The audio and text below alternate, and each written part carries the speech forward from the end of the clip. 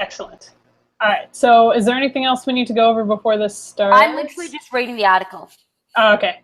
Okay. What is this? Oh, yeah. Wow, this is fucking intense. Which article are you reading? Yours. Oh, yeah. You never read my article? No, I didn't read it. I'm sorry. That's fine. You know what my life looks like at the moment. Oh my god, someone did a concept for us for actual marketing Nike-esque thing. So they presented it to me yesterday. So now I have to figure out what I'm going to do with it and how I'm going to make it happen and then how I'm going to convince Brenda. She doesn't even have to give me any fucking money for it. She has to let me do it. Mm-hmm. Oh my god. I seriously feel like I'm just going to melt. I'm going to melt into a puddle. It's so hot. This is awful. This is easily the worst day of the summer. I'm so glad I bought a fan 3 days ago. Finally. You come and hang out at my house. I've been wearing a hoodie for I the know. last week. Your apartment is beautiful. It's like fucking Siberia there. Oh, I'm dying. It's fine.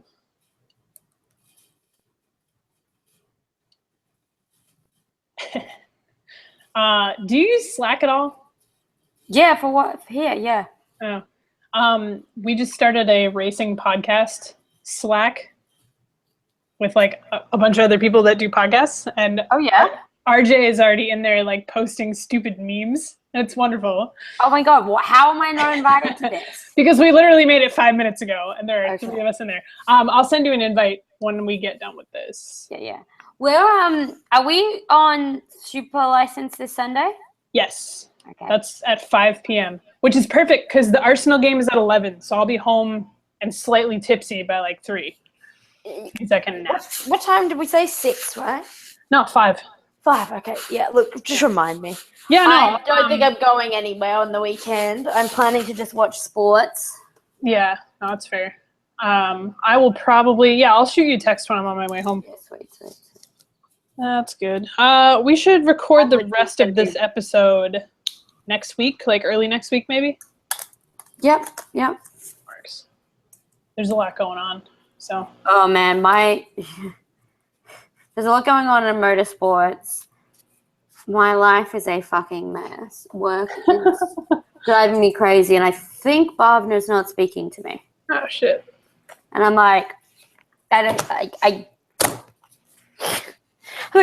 have the emotional capacity for this anymore. Yeah, that's a lot. Yeah, it doesn't even make sense. It looks like all of the Boston CWHL stuff is coming together pretty nicely. In which sense? I just got an email from Krista. I think I just got CC'd on the player thing for some reason. I don't really know why. But they've got all their preseason, tryouts and practices, and they're doing a team yoga thing. It's really cute. Well, their list of eligible players is 27 names. Literally. Yeah, and that's before tryouts. It's over my back corner. Oh, nice. And you got we're talking did I bring that list in with me today? No, I didn't. You're talking decent players. There's a lot of BU players. Who have we got? Northeastern. She's from Northeastern. Now, are these people trying out, or are these people how does this work? These are draft picks, which means they get a tryout. Okay. Oh my god, they're going to win it. What? Fiji is about to win the Rugby Sevens gold medal. Oh, that's excellent. Fiji has never won an Olympic medal. Huh. They have been to 18 Olympics. And I feel like if they're going to win something, it's going to be Rugby Sevens. Oh my god, right, yeah. Also, I just realized how stupid my icon looks on here, and I regret everything. It's fine. Everything is fine. But yeah, this is the draft list. So these players will all be drafted by Boston because they've elected Boston as their. You know how the draft system works. Yeah. Yeah. That's good. But it's like Kayla Totino from Boston University has 1, 2, 3, 4. Dang. I mean, it makes sense. We're playing at B, Arena. 4 BUs, 2 BCs. Ooh. Fucking Clarkson has 6 kids graduating this year. Wow. Their women's hockey program is really good. 6 kids in the draft this year. Nice. Well, Mash is technically from the Boston area, but she's not staying. What? Mash Mayer. Oh, right. Okay. Because she was Harvard. Yeah. I have to write a press release about your goaltender. Why? What happened? No, she hasn't done anything. No, it's just a thing. Is she staying here? Oh, please, God, don't tell me this. You don't know this information? No, of course not. No. No! What are we going to do? Well, oh, no. Her brother left, and so he was like her family member in the area, and he went back to thing, and I think she has a partner that lives up that way she'd rather be closer to, and so forth. Oh, my God. Everything is awful. Are we going to have goalies? Like, who is even going to be our goalie? Let me look. Where's my list? Lord Jesus, we're fucked. Let's see.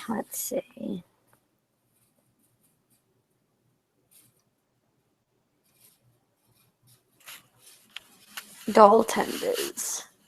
I'm like having to match them to the list behind me. Yeah, that's fair. No, you've got Clarkson's goaltender graduating. Okay. And she's elected Boston.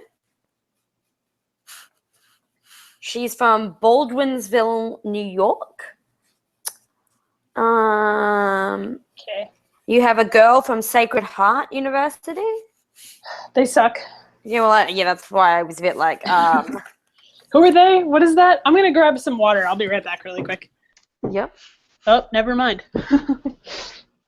Oh, I was like, what? Oh, okay. I'll put my CWHL draft list down. Hello. Oh, I have to turn myself up. There we go. Sarah, you're the one doing introductions here. Oh, yeah. Hi. Sorry.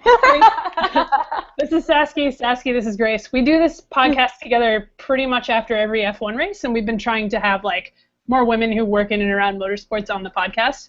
So it's more like we talk a lot about women in motorsports and then occasionally about F1, just so we can keep calling ourselves an F1 podcast. And really, at the moment, our F1 analysis has been like, well, this was boring and I fell asleep after 15 minutes. So what's next? Yeah, it's a good time. So I've listened to some of it. It's good stuff. Oh, thank you. Oh, there's a fourth person. Hey, Josh. Hello? Hello. Hey guys, Josh here. Sarah's the other one without a camera simply because she thinks she's afraid her computer might melt down. Because apparently it's very warm there. Yeah, it's currently 96 degrees here and I don't have air conditioning. So everything is disgusting and my computer's trying to kill itself. So, yeah. And as an Australian, I think she just needs to toughen up. So. Listen.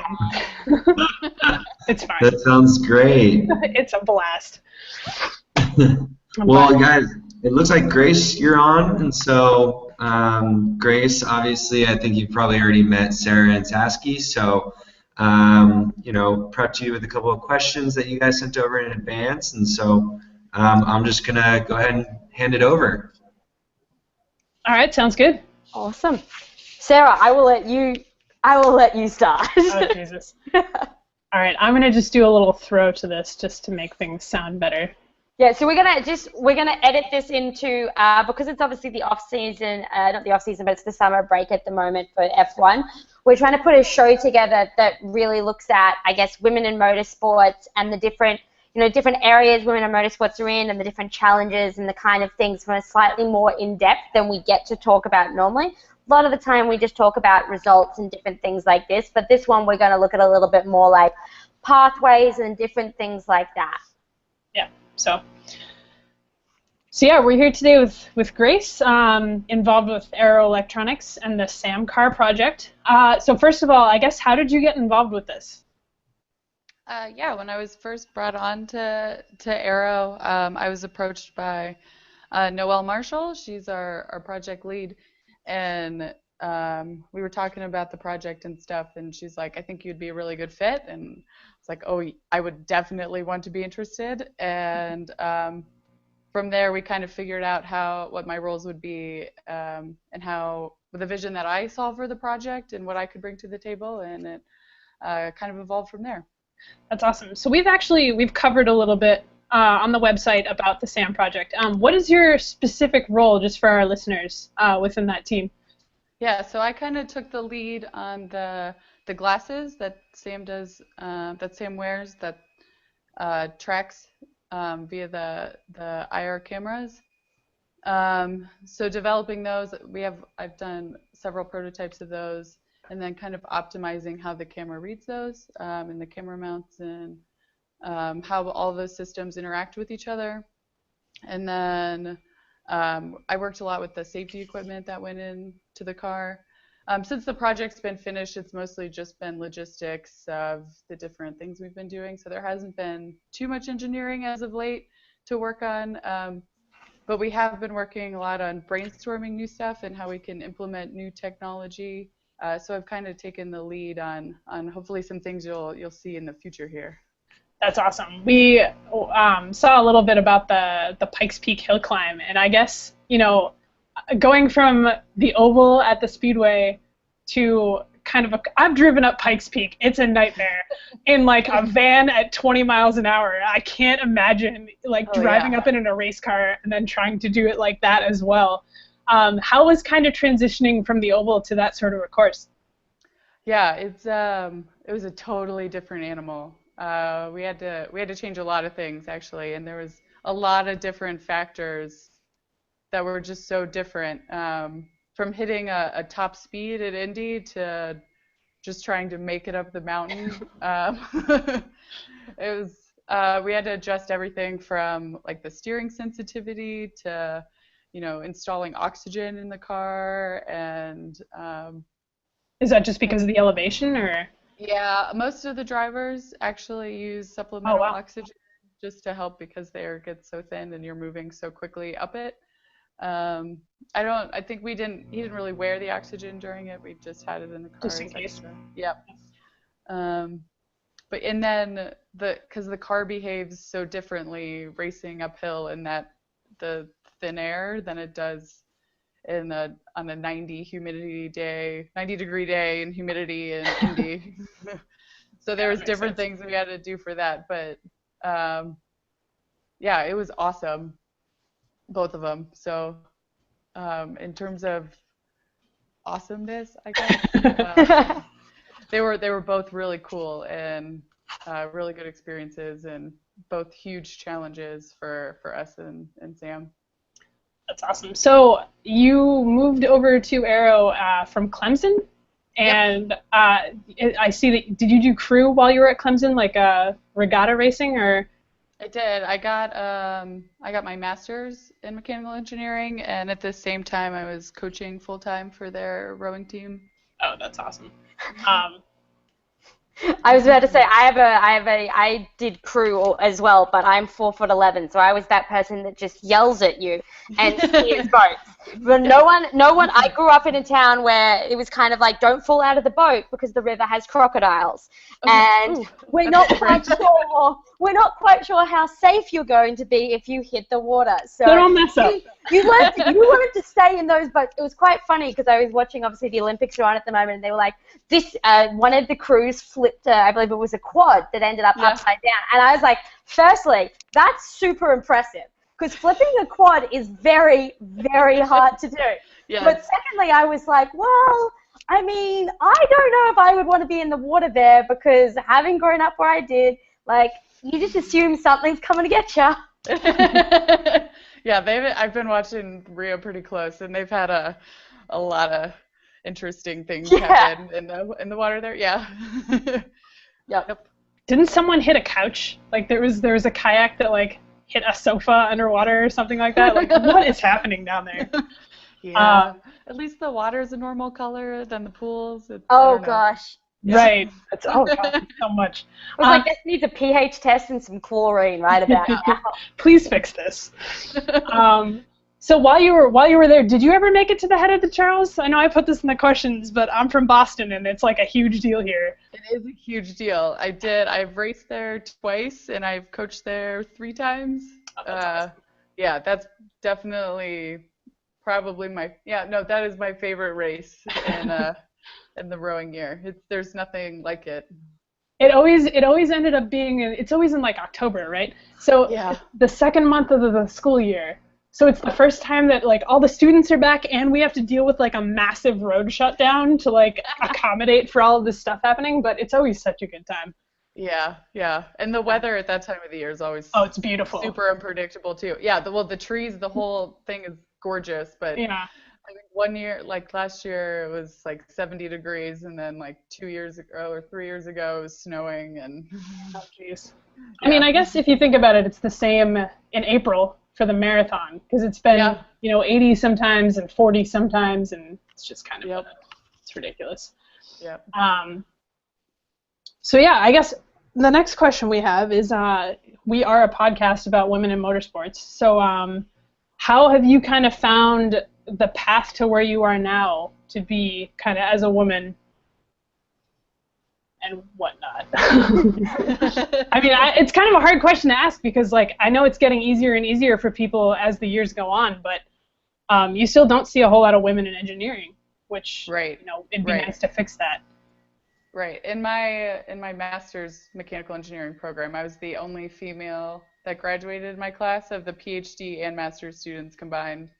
Huh. Which was, I mean, at a point you just got used to being, like it didn't seem weird because I'd been in that position for so long. It was just, but it is, especially in motorsports as you're walking around the pits and stuff, it's definitely still very male dominated.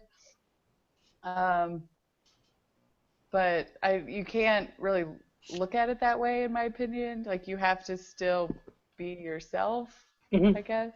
How many? You said you were the only woman in your graduating master's PhD class. How many people graduated with you? Is it a small group or a large cohort or? I think there were like 34 master's students and 9 or 10 PhD students. So it was a relatively reasonable sized group. Were you one of the only ones that did you always intend to go into motorsports? Was that your passion, or was this kind of one of those opportunities that kind of came up more because you had a particular skill set that fitted with this project? It's always definitely been something I was interested in. I never pursued it necessarily like straightforward. I knew I wanted to do something in sports and competitive because that's what I know and love and am good at. And then when this came up, it was a perfect storm of everything, and it's been really great. Had you been an IndyCar fan before this, or? Oh yeah. Yeah. I think some of my fondest memories are of watching races with my dad when I was little and singing Back Home Again in Indiana. Oh my God. That was, I think, one of the first songs I learned all the words to. That's amazing. This year's Indy 500 was the first one that I'd ever like properly watched. Obviously, Sarah went and I watched it home. I enjoyed the part a couple of days beforehand that I realized that the 500 meant 500 miles because being from Australia, I don't understand miles. And so I was like, Sarah, this race goes for like 4 hours. And she's like, I'm not sure what you thought was happening with it. But I loved getting to see all those traditions of it. And you mentioned that back home in Indiana, because there's just so, I grew up around V8 supercars in Australia, and it's a very different kind of atmosphere and everything. So getting to see all these traditions to the Indy 500 and the fact that they had been around, obviously, 100 runnings was really awesome this year. And it's one of those things, like, I saw it all and was like, oh, this is great. Like, sorry, F1, I think I found something I like more. Yeah, seriously. It's a special race for sure. Yeah, it's awesome. Very, very good. I've completely just lost where I am on my list That's up fine. here. You can edit this over. I was like, oh, this is the list. Where am I? So, so how long have you been with the kind of Arrow, the SAM project now? Since this newest car. So they had a car previously, SAM 2.0. It was a Corvette Stingray. And then we started this project on the new car, the Corvette Z06, around December or January, I think, is when we decided to go all in on this car. So I've been on the team since then.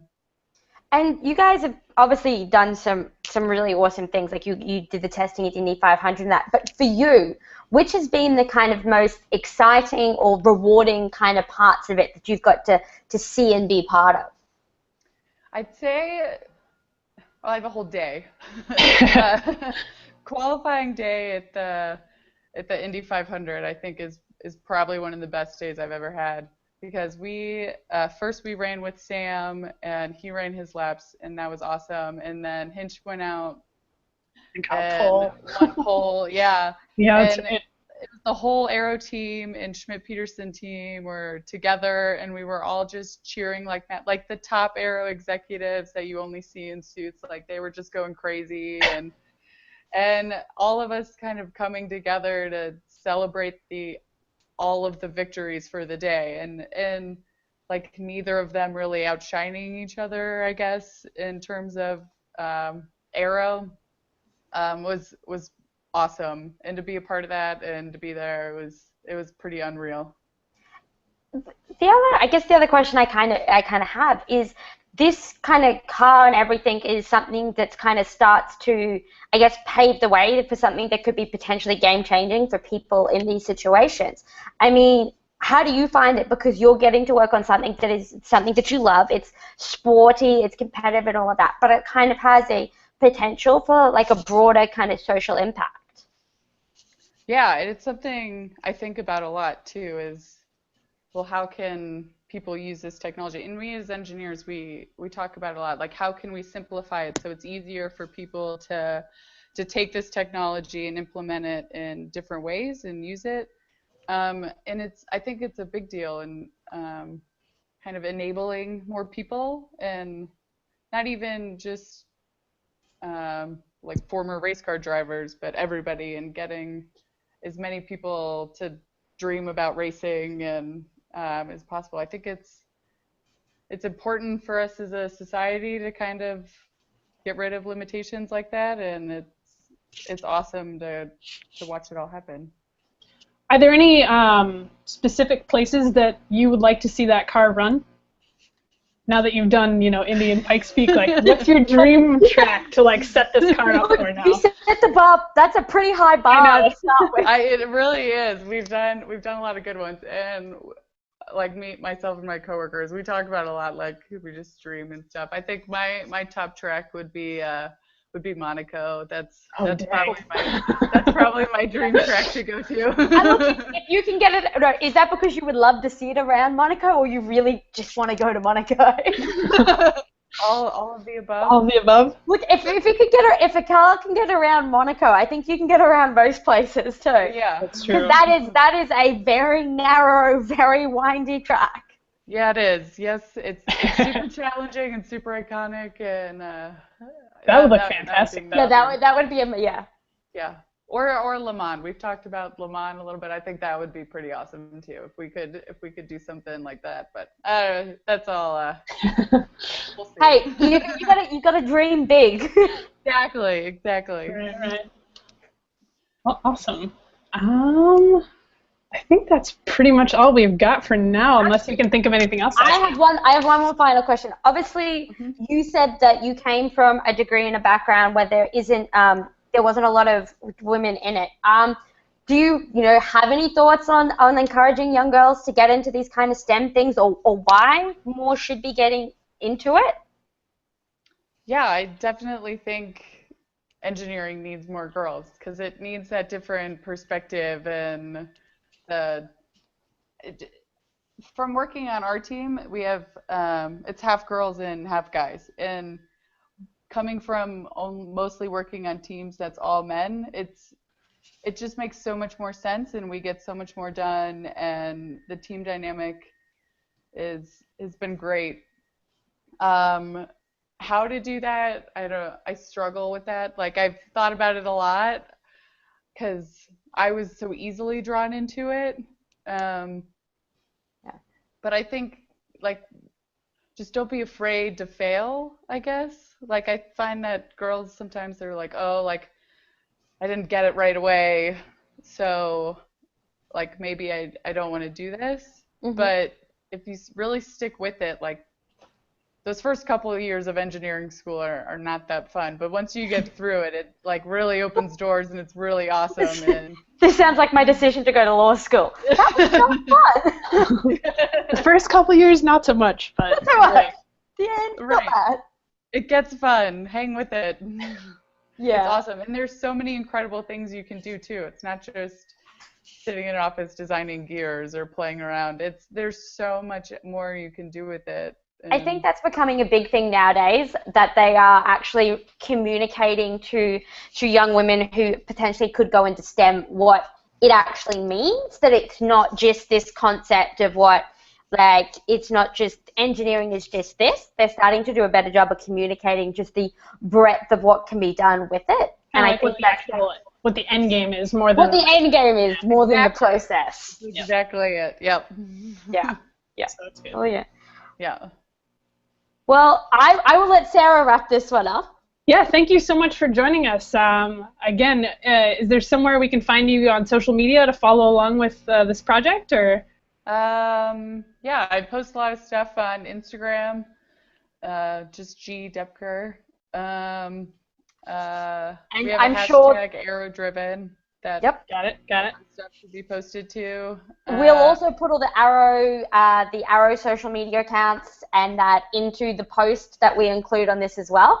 So Perfect. if you are looking for them, you can find them in our post on thegoodgirls.com when I remember to edit it and put it there.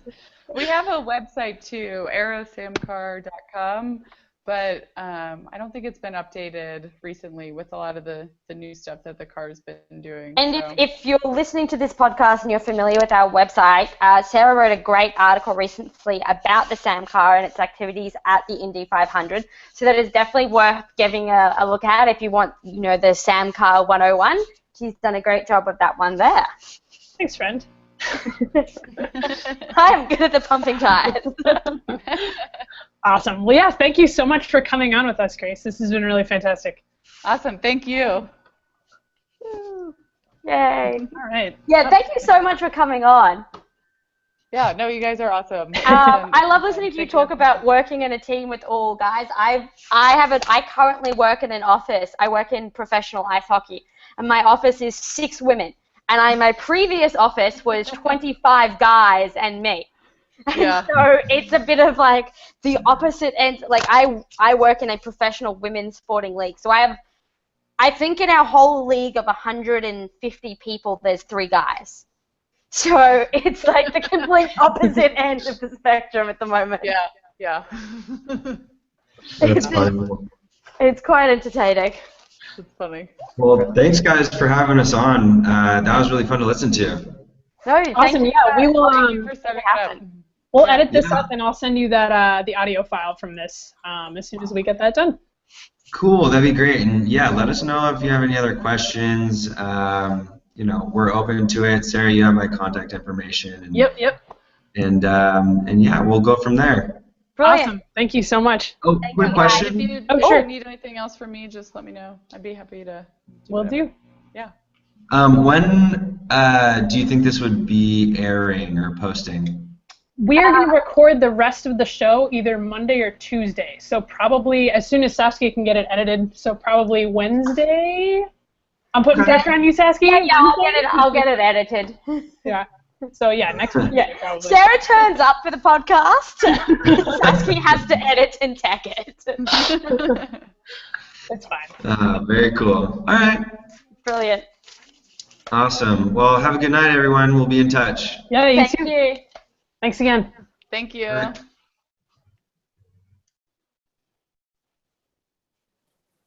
All right, that was good. That Aren't they went awesome? really well. Yeah. Yeah, they were great. Josh is super nice. Like, he and I Yeah. definitely spent a whole day emailing back and forth about nothing one time. I was really glad because that worked well because you could talk about like the actual racing tech things. Yep. And I was like, well, I can talk about women in this part.